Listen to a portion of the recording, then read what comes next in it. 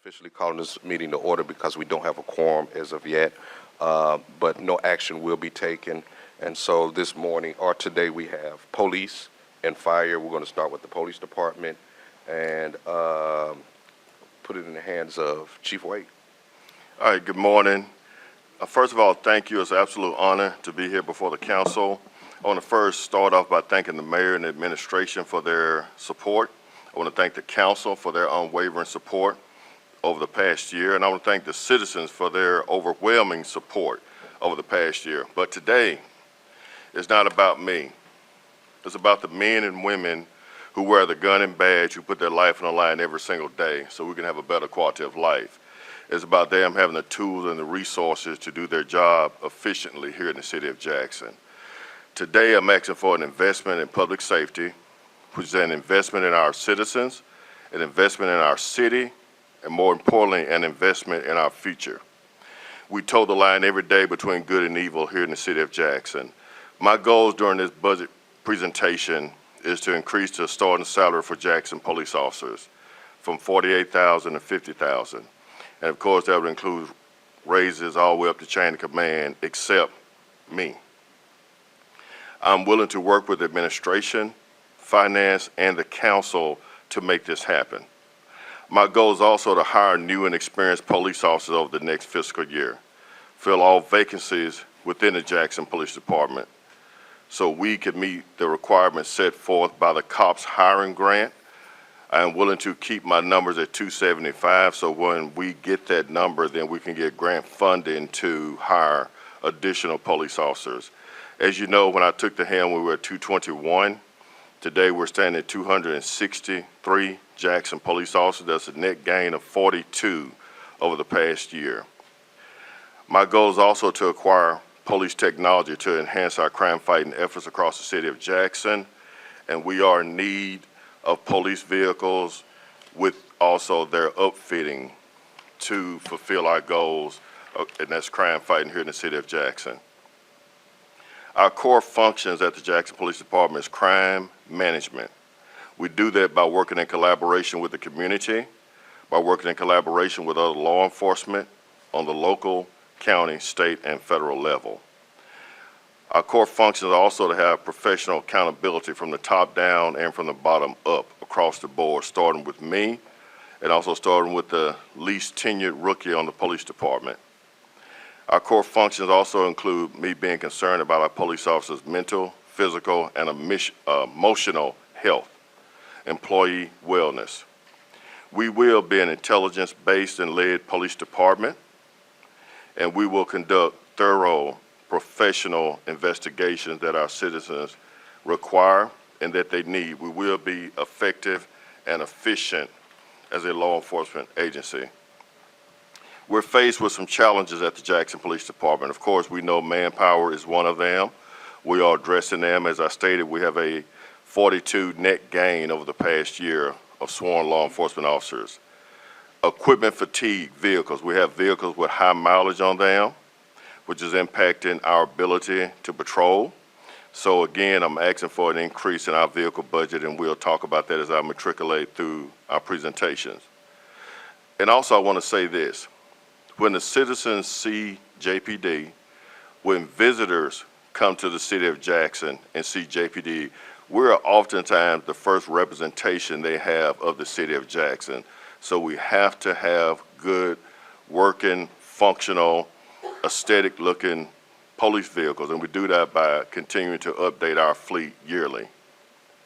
We want to maintain the momentum that we've had over the past year with hiring police recruits and sworn police officers, and we do that by being competitive with our pay scale. We do that by being competitive with our pay scale. We are very interested in including LPRs in our toolbox, license plate readers, as I visited Ridgeland Police Department, Pearl, Clinton, and Byram. Those agencies know when you enter their city and they know when you leave their city due to license plate readers. We currently have 2 here in the city of Jackson. That is not sufficient, that's not adequate, and it does not get us the desired results that we need, especially with the amount of auto thefts, carjackings that we are experiencing. we need license plate readers. This would also improve our communication and response time. That's something that we're always working on to improve. As of right now, we do understand that CCID does not have their own 911 system, so we are the middleman to hand them off their calls as they come in. They're averaging still around 300 calls a week, and we're averaging around 6,000 calls per week. We want to also enhance our approach as we deal with the mentally ill and the homeless population with our CIT response, building that program out along with Hines Behavioral Health. That is, of course, no cost that I'm asking for from the council, but it's a part of us being efficient as we move forward. And another way that we can be efficient and, more importantly, proactive is by allocating resources to proactive units such as narcotics, our action unit, and our traffic unit. The next page is our current sworn salary structure. As you see at the very top is $48,000 for a police recruit, a 1-year officer $49,500, police officer 2, a 5-year officer $51,000, corporal 10 years $54,000, sergeant $57,000, lieutenant $60,000, captain $63,000, deputy chief $73,000, assistant chief $80,000 plus, and of course myself, the chief of police. This salary schedule or pay scale is appreciated. We thank you, but we are asking for an increase. The next page should show my proposal. Police recruit starting at $50,000, police officer 1, $51,500, police officer 2, a 5-year officer $53,000, police corporal $56,000, sergeant $59,000, lieutenant $62,000, police captain $65,000, deputy chief $75,148, assistant chief $82,618. Of course, the chief of police remains the same. Again, I am willing to work with the council. Chief, I just want to pause you right there and just take a little chairman privilege. I want to applaud you for your detailed work in outlining a request that will improve this city, especially when it comes to public safety. Yes. A lot of times people come before us and they just give a blanket broad, but you went into the detail of the numbers for each level. You didn't leave it to the council to figure it out, and I just want to appreciate it because it shows that regardless of the hard time, because, you know, if you're going to get anything, you got to ask. If you don't ask, you won't receive. Absolutely. And so I want to appreciate you for your candor and your ability to just give us the detail of what you need, and this is very impressive. You may continue. All right, thank you. Again, as I stated at the very beginning, it's not about me, it's about the future of the Jackson Police Department, it's about the future leadership of the Jackson Police Department. And for us to maintain the momentum that we have got to have these pay raises as we move forward. In the next page, you will see, and we have done a deep dive, I've met with these police chiefs and talked about their salaries. And this is a breakdown of the surrounding agencies around Jackson and what their salaries look like. Madison, $57,500 starting, Flowood, $55,000. Jackson Public Schools just got a recent increase, which was kind of shocking to me, $50,960. Of course, we're at $48,000. Capital is at $45,500. And again, it's important for us to get this raised because it's going to increase that gap between us and Capitol Police Department, which will also eliminate this issue of officers leaving JPD to go over there. If they leave, it won't be because of salary.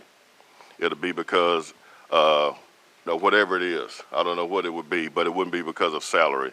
Ridgeland PD is at 42, Clinton 42, Hines County 40, Gluckstadt 40, Byram 31.5. And we have to understand also, a lot of these bedroom communities are paying a competitive salary, but the work that they do compared to the work that Jackson do is not comparable. It's not apples to apples. Again, we answer 6,000 calls for service.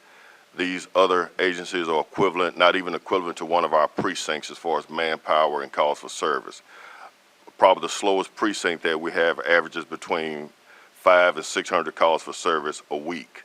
The next page is our current allocation for our current budget that we have, which was $47,500 $437,850 for vehicle purchase and upfitting. Of course, I'm asking for an increase. Collogic is our CAD system. We did not have the money within our budget to make that payment. We got the money from the general fund balance, and we do appreciate that. Vehicle towing currently is $150,860. We'll go to the next slide for the sworn positions and flock. And also, we had $75,000 in our budget for the Safe City cameras. I do know that that was money that was allocated for Parks and Rec.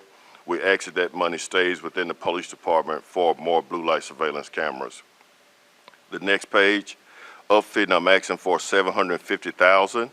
That's for 15 vehicles with an upfit. Of course, we need more than 15. Last year got us 8. I'm asking for an increase of 15. If there were more monies allocated to get more vehicles, of course, I would be more than receptive of receiving it. All right, Collogic stays the same. Vehicle towing, I'm asking for an increase because the new policy, the new ordinances, these towing companies are not getting $45, they're getting $75 to tow city vehicles, but our budget stayed the same. I'm asking for a $50,000 increase on towing fees. Sworn positions, to give our Jackson police officers the $50,000 starting pay, I would need $654,804.94.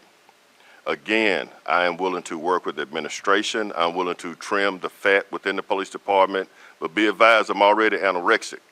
But I'm willing to trim some more fat to accomplish this goal, whether it's technology, whether it's freezing positions. I'm willing to do whatever I need to do to get these police officers the raise that they deserve.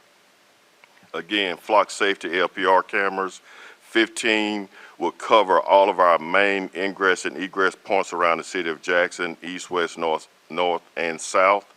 $96,000 cost is for 2 years, not for 1 year.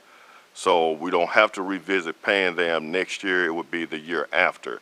It is a huge investment that we have to make here in the city of Jackson to help us have a true footprint, impact on these auto theft, carjackings that are decimating our city, and we owe it to our citizens to have this technology. Again, the $75,000 for the Safe City cameras, which was in our budget, I ask for that to remain so we can have the eyes in the sky, and also the LPRs will be connected to our RTCC center as well. You have a snapshot of these tags. You have a snapshot of these vehicles as they move around the city of Jackson. All right. The next slide is simply showing what we were budgeted for last year, the $35,374,437. Again, thank you, but we are asking for an increase. The next slide is just one of our recruitment flyers. We have got to think about the future. We have a lot of police officers that are eligible for retirement, and we also are competing with so many agencies in the same area, in the same backyard. We have got to get this pay up to $50,000 starting. The next slide is simply the upfitting of our vehicles. Currently, based on the stats and the data that I have, we have 213 vehicles operable, and I stated before we have 263 employees. So we do not have enough vehicles to cover the manpower that we have. I would love for every Jackson police officer to have a take-home vehicle, but we just do not have the vehicles allocated to do that. And of course, we have 315 inoperable vehicles, and that goes to some other systematic and systemic issues that we have that need to be addressed, and I'm sure are being addressed across the city and at the municipal garage. We do have an upcoming auction this month. None of those vehicles will be police vehicles, so we anticipate looking at what that looks like in the future, maybe coming up with an alternative as to how we deal with the selling of police vehicles.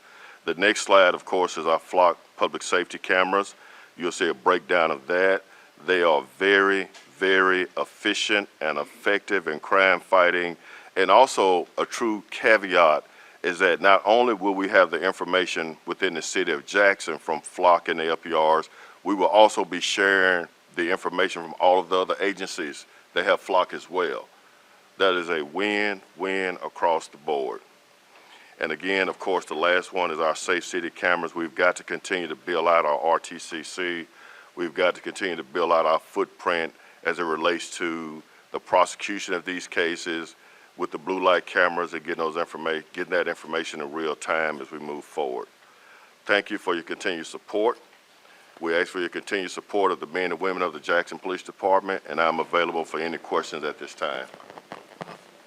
Councilman Hartley? Yes, first of all, thank you, Chief. Thank you. It was very telling of your leadership when officers came back into the city of Jackson. Yes. That's across the board, we're losing folks. Yes. And a lot of other departments, but it takes real leadership for them to want to come back to serve under you. Yes. So first of all, I'd like to thank you for that. Several things you mentioned. One is response to calls. Did you have a slide on that? I don't recall seeing that. No, that was just one of my notes, response to calls, call response. And we want to improve upon that. You know, of course, we have a priority system. Of course, when you talk about life, death, or something that's threatening right now to humans and individuals' well-being, that's priority one, versus your hubcaps were stolen 2 weeks ago. That's lower on the priority scale. So we want to always work on improving the response time, and that's a collaborative effort between the police officers and our 911 center. Thank you, Chief. What was those numbers that you mentioned? I didn't give a finite number as far as the response time. Okay.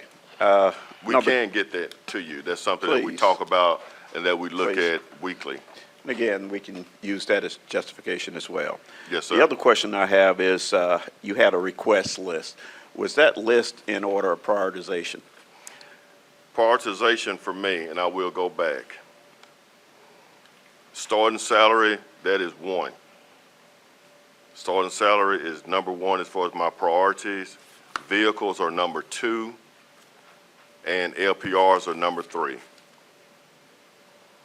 One is salaries by far. Vehicles, we have to have the tools that we need to be successful, and getting from point A to B is very important.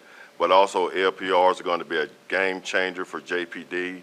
It's going to change the way we police, and we'll definitely be more effective as we communicate and have these collective and collaborative efforts with our federal partners and state partners. Okay, so those are top three priorities. Yes, sir. The other question is, sitting on the audit committee, we saw that there were hundreds of police vehicles out at Michael Avalon, just rusting. Yes. And we want to make sure that we go ahead and get an auction to make sure that we get rid of that, free up the space, and we collect money so we can use for other things. Absolutely. Do you know the date of the auction for the police vehicles? August 24th, this Okay. month. Okay. And this is the first auction that we've had since I've been the chief. Of course, we had some issues with the auctioneer. He passed away. Chief. So we're to go. I just want to make sure, his question was auction for police vehicles. Oh, police vehicles. Yes. Okay, I'm sorry. We have not set that up yet. The vehicles that we are auctioning August 24th are abandoned, seized vehicles that had not been reclaimed. And that's important. We've got to clear out space. Police vehicles, we have them situated at a certain location at the municipal garage, but these vehicles are actually within the gates, within the city impound, and we need that space, and we need that room.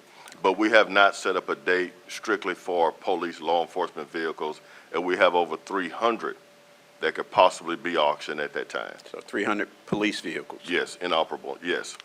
Thank Not you. saying that all of them can't be fixed, but, there's a possibility that we can auction those vehicles off. Thank you, Chief. All right. I think, Chief, just a couple of questions, and if you can verify, it looks like your total ask with raises vehicles, flock public safety, and safe city cameras is roughly 1.6 million. That's what I'm calculating. The difference that I have, the breakdown that we did was 1.1, a little over 1.1. The difference between last year's budget and this year's budget. And of course, I went to Terry High School. I'm not a mathematician, but Come on. Not from Terry? Yeah, Terry. I know. Should have went to Forest Hill. Yeah, I should have went to Forest Hill, huh? All right. But we're willing to drill down on those numbers, but it was over 1 million. But the salaries were the 600,000 plus that I gave you, 600. Yeah, 654, because I'm calculating 654, basically 655, 750, 96, 75, which is Yes. about 1.575 million. Yes. Let me ask you this. If you could prioritize those 1, 2, 3, and 4. Salaries, 1, salaries, vehicles, hold on. All right, what's your next one? Vehicles 2? yeah, vehicles are 2, flock is 3, LPRs are 3, and then the blue light surveillance cameras are 4. But salaries are number 1, vehicles 2, flock 3, blue light surveillance 4. Let me ask you a question. Just kind of looking at where we are then being the year that this is in. Could we do the raises without the vehicles? I know, I'm just, what is it that you can give up that's at least over $500,000? And you're asking me to swallow a pumpkin right now. But the salaries are absolute that I have to have for us to keep our momentum. I would be willing to, if possible, if we had to stay where we are as far as vehicles, then we could look at some grant funding to get some additional vehicles, which we're already doing that now. Maybe we can reduce it, but we can't go a year without vehicles. We cannot do it, not with our current fleet. So, and I know. Or if I need to reduce the amount of ask for flock cameras, I'm willing to do that. And I think we all want to see cameras. But we need vehicles too. Let me ask you this. When you do auction off police vehicles, your previous process, what was it? The process, well, to be honest with you, I'm not really sure what the process was prior to that. When I was the deputy chief, of course, most of that monies went to our general fund. Those monies did not go back to the police department. That would be a major ask for me as we go forward, that the vehicles that we sell, those monies go back to the police department to buy vehicles and pay invoices and stuff of that nature. I want to encourage Andy and the administration to look at interagency auctions, which means that these police vehicles, before you strip them, auction them off or whatever, there's a portal that's open only to other municipalities and agencies to give them. That way you get more bang for your buck. I talked to you about the law change or the amendment of the law in the state of Alabama. Yes. How some cities have that old law where they're not allowed to have their own local police department, and now they are establishing their local police department, like Center Point, Alabama. Yes. And they looking for police vehicles. And so I want to encourage that in some creative ways to try to get those vehicles. All right. Yes. And I think we're going to take all of this in consideration. And as we deliberate, of course, this will be coming back up. All right. Thank you so much for your presentation. Thank you. Oh, I'm sorry. Yes, Councilman Hartley. I'd just like to give my apologies in advance. I had a previous scheduled appointment, so I will be stepping out. But Chief, one thing, cameras versus vehicles, a lot of times cameras are faster, okay? Okay. All right, but we understand the need for both because our Yes, fleet sir. is getting older and they're getting well used. Absolutely. Thank you. Thank y'all so much. Thank you, Councilman Hartley.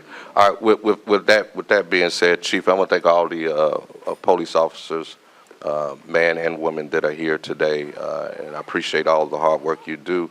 Make sure y'all have plenty of water. It is hot out there. At this point in time, it's just me, but I'm going to call a recess. It is 9:48. I will call a recess till 10:15. This committee is in recess. All right. This body is now out of recess. Let the record reflect, first of all, that this body or this committee is a 6-member committee, and we have a quorum of 3, or we have 3 present. Councilman Griselle is joining us virtually, and then we have Madam President on the dais with myself as chair. Yes. Yes. Oh, this is a 5-member. Okay, okay. Okay, all right. So if I want to do.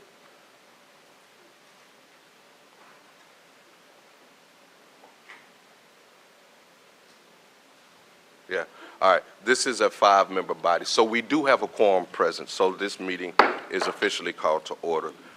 And it is 2 on the dais and Councilman Griselle joining us. At this point, we have the fire department and want to thank the men and women of Jackson Fire Department for their service and their slogan, always ready. And last year, Chief, you had a Hollywood presentation. So it is in your hands. Yeah. Okay, good morning. Good morning. I want to say thank you all for bringing us before you this morning to present our next year budget, 23-24, I'm sorry, 24-25 budget season. So, of course, we don't have as much as JPD had. JPD said a lot. Our will be cut a little bit shorter, but the one thing I wanted to say is that, of course, we do have some requests. We do have requests for equipment, requests for, of course, raises. And with that being said, you know, I want to make it clear to, well, let me say this. First of all, I want to thank all of the firefighters that are here behind us this morning to witness this. And I want to say that I would love to see parity come back in to the situation with the fire department and the police department. I would love to see that. It used to be that there was parity in that contract with the union, and whenever the police department, whatever raise they got, the fire department also received that raise, and that was taken out. So what I'm asking is that anytime the police department get a raise, whatever raise they get, then I think we should be also brought up to that particular raise as well. Of course, right now, you know, our starting salary as a certified firefighter is starting about $42,000. So, and we definitely want to try to get that up if we can. And that's 42 rounded off? that's about 42 rounded off, right? Okay. Yeah. Chief, just while you're there, Chief, and of course we have time because we had deliberations, and of course we can come back. How soon can you get us a breakdown, like from you're starting from firefighter 1 all the way up, and then also make a comparable of your, my words are lost, but your surrounding areas? How soon can you get that to us? Well, we tried that with all the surrounding areas, but when we were trying it on the top level. Okay. But we can try to get that. We get that pretty soon. Yeah, and if not surrounding areas, maybe comparable cities of size. You're right. Okay. Right. All right. Okay. Yeah, we'll get that to you. Okay, thank you. Sure will. Yeah. But yeah, we definitely want to try to make sure that we stay up with whatever the police department gets. So that's what we would like to have. We definitely want to do that. And so with that being said, I have my public safety administrator here this morning, and we're going to go through these slides and we'll talk about where we are and what we need. We do have a collection of vehicles that are not running at this time that we're trying to get rid of, and we need to get them somehow auctioned off or whatever we can get for them. We don't have nearly as many police departments, but we do have some. And To that, and basically it's the same question that I asked Chief, and Fidelis, or Mr. Wright, might have to look at this. Those vehicles, I assume you're talking about the SUVs? No, we talking about- I don't think we have an SUV. So you're talking about fire trucks and all of No, that? cars. We Oh, just the have- cars. Right. But they're suited up and everything? I don't know if they still, no. I mean, like think they- lights, they don't have lights or anything? I think they've been taken out. So Some they've of been them might- stripped already? Right. So it's the same thing, like, if there was a way to have a municipal auction with some of those other smaller municipalities that can use that car or use some of the, they can't afford to go buy new, but they would definitely buy, I think would help Right. make up some of that on the back end. And I think we got to find a way to do it where it's, that auction is open only to other municipalities and agencies to begin to purchase. So it's just something to look into for the future. Right. Well, with that being said, we are in the process now of getting rid of a couple of older vehicles that we have. I think we have about 4 1999 Ferrari trucks, and we're donating one to the state out there at Whitfield. And so we have about 3 others that we probably could donate. They just need some work done on them. They run and they pump, but there are some other issues that need to be done. And I was told by one of the mayors in another city that the state sometime would not accept, won't let them receive a vehicle or a truck that's more than 20 years old. And I told it, all of ours are 20 years old. Okay. All our reserves, so. But yeah, we'll look into that, Okay. yeah. So, we can start the slide.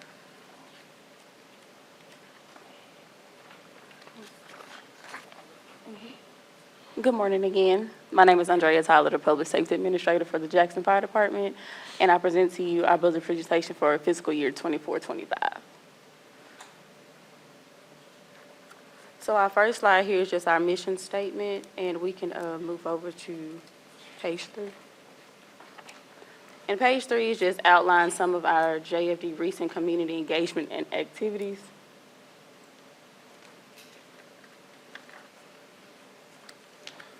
Okay. And on this page is a synopsis of some of the various programs we provide, including emergency preparedness training, hands-only CPR, JFD Citizens Fire Academy, and JFD Kids Academy.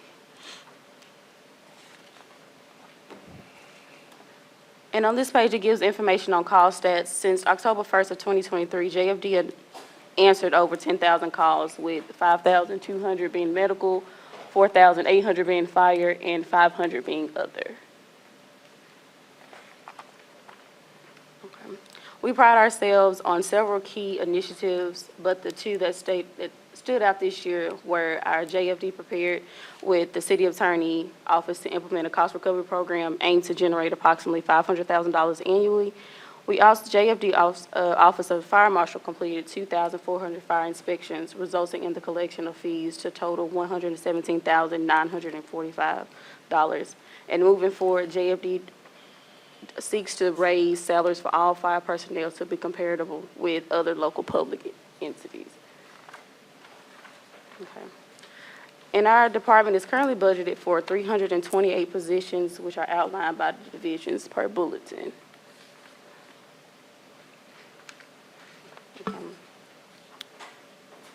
The department's current budgeting level is $24,250,475, of which 93% is for personal services and 7% is for operational needs.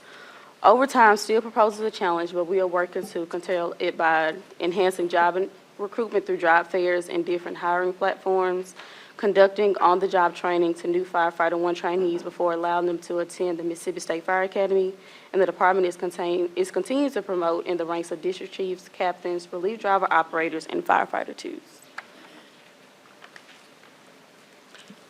Okay. External funding. Later this month, we are expected to receive monies from the Mississippi Insurance Department's Fire Rebate Fund, known as Fund 10. The estimated total is about $993,021. Also, the fire department is partnered with Planning Development to secure $887,420 to purchase equipment and supplies with CDBG funds. And next is a couple of our capital improvement projects, which was the completion of Fire Station 20, The project equaled about $3,080,000. Funding sources were the CDBG, which was $2,320,000, and the Mississippi Insurance Rebate Fund, which is Fund 10 of $760,000.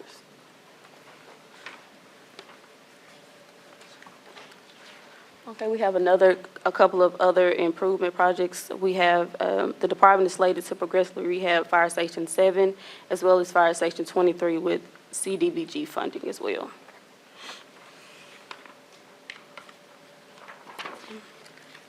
Okay, JFD budget request. In order to utilize our funds in the most efficient and effective way, we propose additional funding to the following lines, which is motor vehicle repair, travel, uniforms, supplies, and matching grant funds.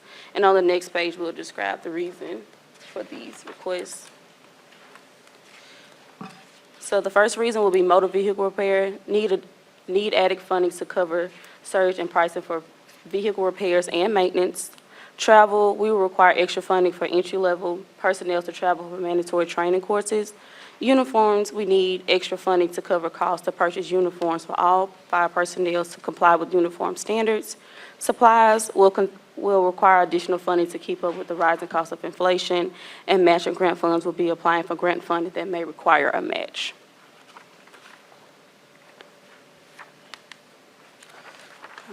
JFD budget request funding. The following JFD budget requests will be funded from other professional services with the exception of matching grant funds, which will be motor vehicle repair, travel, uniforms, and supplies.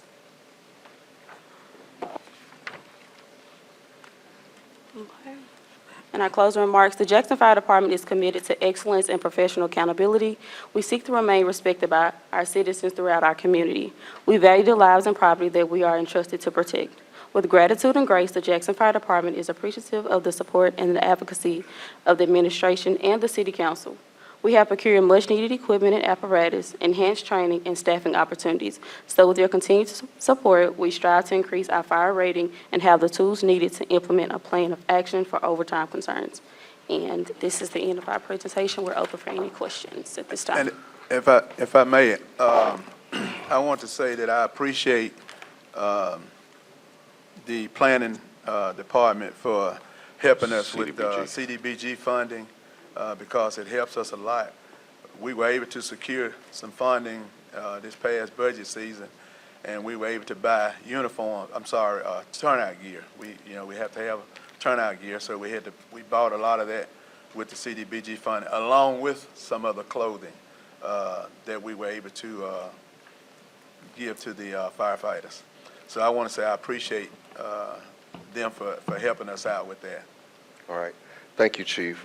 If you would go back to page 15 on the slide.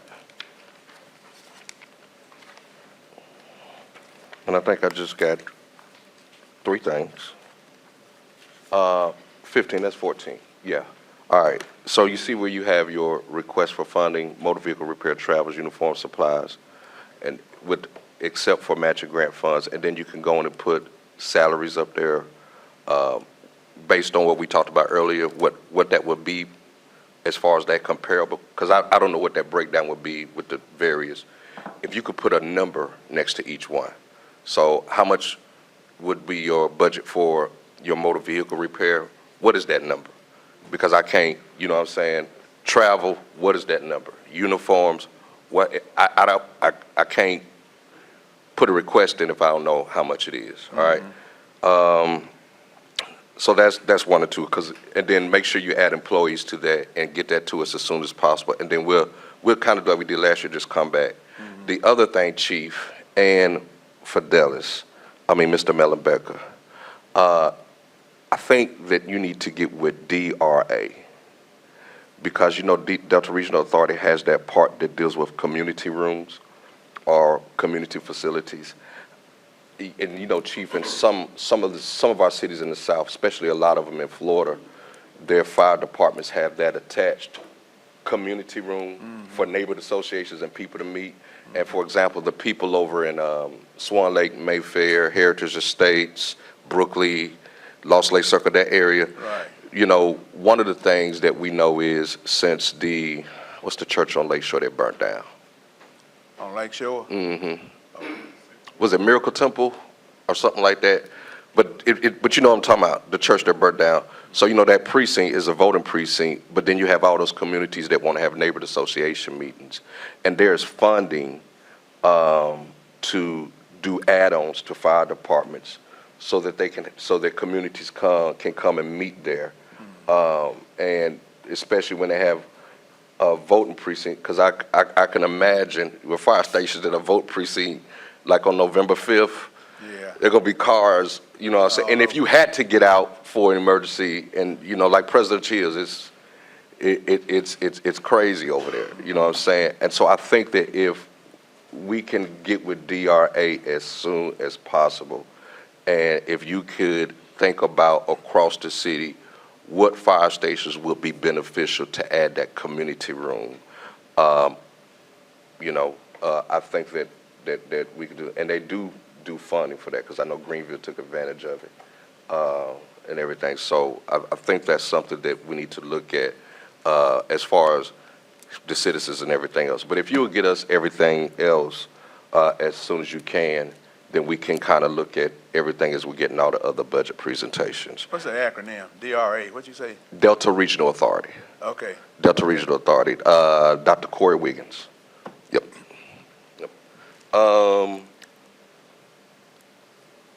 Councilwoman Lindsay, President Lindsay, you have anything? All right. Is there anything else to come before this body? All right. With that being said, this meeting is adjourned.